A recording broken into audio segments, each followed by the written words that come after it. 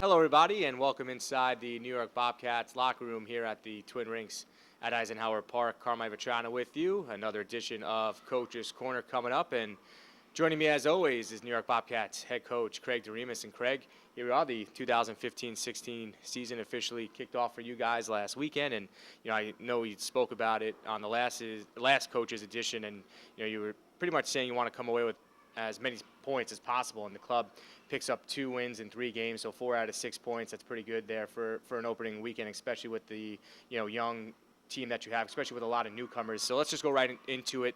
That game on Friday night against the Connecticut Nighthawks. I mean, the club just erupts offensively. I mean, you guys were able to defeat them 8-1.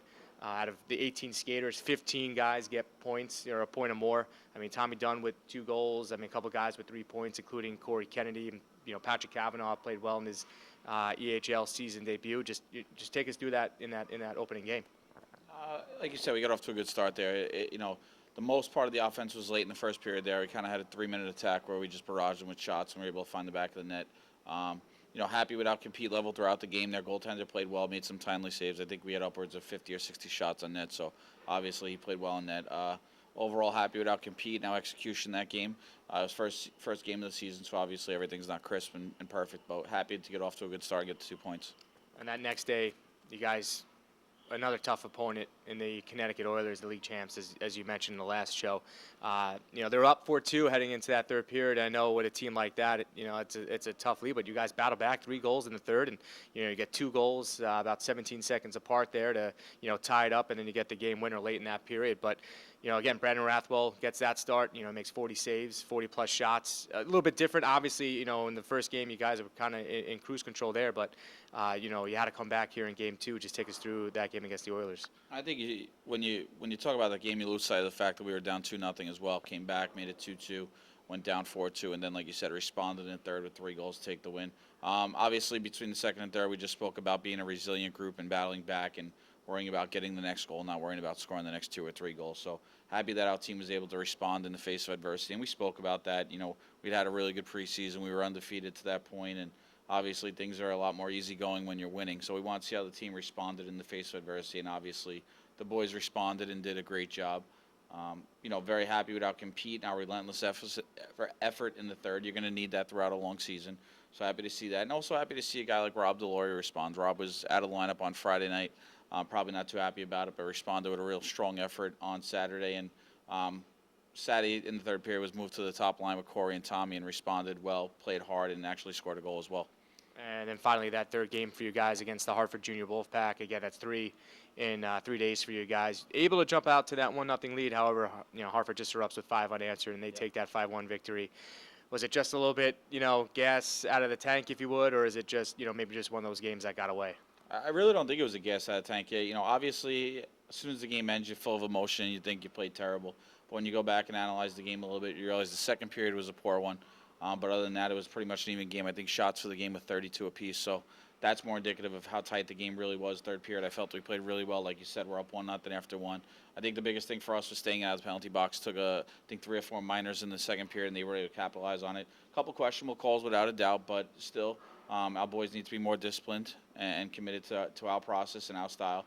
And it just goes to show you that if you don't play 3 complete periods in this league, you're not going to win, you're not going to be successful. And it's very easy to lose a game getting blown out like that if you don't play well. The league is very good this year. There's a lot of parity, a lot of good clubs, and you have to have your A game every day. So here comes the Bobcats now home this weekend against the Philadelphia Revolution. And, their club right now, 8 points on the season, 4 wins with them. They're up there with the Hartford Junior Wolfpack. So, you guys were able to come home with 2 wins under your belt. But, this is a Revolution team that obviously you guys know, well from last year. They're a tough team. But before we get into that, weekend, they get a new head coach, Keith Primeau. 15 seasons in the NHL. He's a 2-time All-Star and Olympian.